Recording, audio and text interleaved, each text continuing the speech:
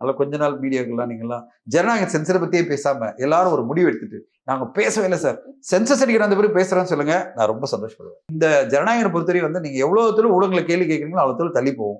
நீங்களாம் கொஞ்ச நாள் மறந்துட்டீங்கன்னா கண்டிப்பாக சென்சர் ஆகிடும், படம் வந்துடும் உங்களை எல்லாம் கேட்டுக்கிறேன். அவ்வளோதான் நான் சொல்ல முடியும். ஏன்னா நீங்கள் ரொம்ப ஊடகங்களை பேச பேச என்ன ஆகுதுன்னா, நான் ஒன்று சொல்லிடுறேன், அவங்க வந்து சென்சர் போர்டுக்கு தகவல் போகுது, அந்த மெம்பர்ஸ் எல்லாம் பயப்படுறாங்க. நான் சென்சருக்கு வரணுமா, ஸ்க்ரீனிங் வரணுமா, நாளைக்கு என்ன வந்து டார்கெட் பண்ணாங்கன்னா மெம்பர்ஸ் தெரியல.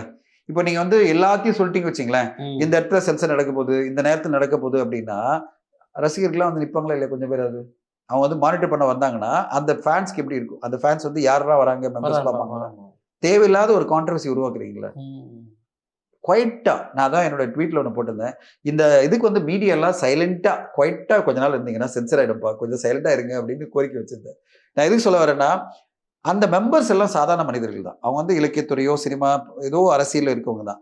அவங்களுக்கு தேவையில்லாத அட்டென்ஷன் வேணாம். இந்த படத்தில் நான் போய் இன்வால்வ் ஆகி சென்சரில் ஏதோ நான் சொல்லிட்டேன், கருத்து சொல்லிட்டேன்னா அது வெளியில் தகவல் வேற மாதிரி போயிடும். நான் ஏதோ அகெயின்ஸ்டாக பேசின மாதிரி, அந்த ஃபேன்ஸ் எல்லாம் எனக்கு எதிராக எதாவது பேசினா எனக்கு இது தேவையில்லாத தலைவலி, அதனால் நான் வரமாட்டேன் அப்படின்னு திருப்பி திருப்பி காரணங்கள் வரும். ரெவிசி கமிட்டியை ஃபார்ம் தான் பண்ண முடியுமே தவிர சென்சர் போர்டு கண்டிப்பா எல்லாரும் படம் பார்த்தானு உத்தரவு போட முடியாது.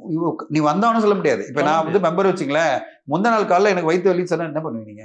காலைல எழுந்தும் போது எனக்கு வந்து லூஸ் மோஷன்ப்பா, நான் வர முடியாது சொன்னா என்ன பண்ணுவீங்க? இல்லை சார் கன்ஃபார்ம்டாக நீங்கள் வந்தால் அவன் சொல்ல முடியுமா?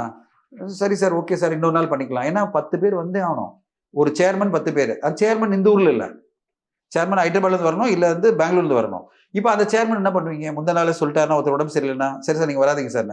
இப்போ அடுத்த இன்னொரு நாள் கமிட்டி ஃபார்ம் பண்ணணும்னா அந்த சேர்மன் எப்போ அவைலபிளோ அப்போ தான் கமிட்டி ஃபார்ம் பண்ண முடியும். இவ்வளோ விஷயங்கள் இருக்குல்ல. அதனால் கொஞ்ச நாள் மீடியாக்கெல்லாம் நீங்கள்லாம் ஜனநாயக சென்சரை பற்றியே பேசாமல் எல்லாரும் ஒரு முடிவு எடுத்துட்டு நாங்கள் பேசவே இல்லை சார், சென்சஸ் அடிக்கிற அந்த பேர் பேசுகிறேன்னு சொல்லுங்கள், நான் ரொம்ப சந்தோஷப்படுவேன்.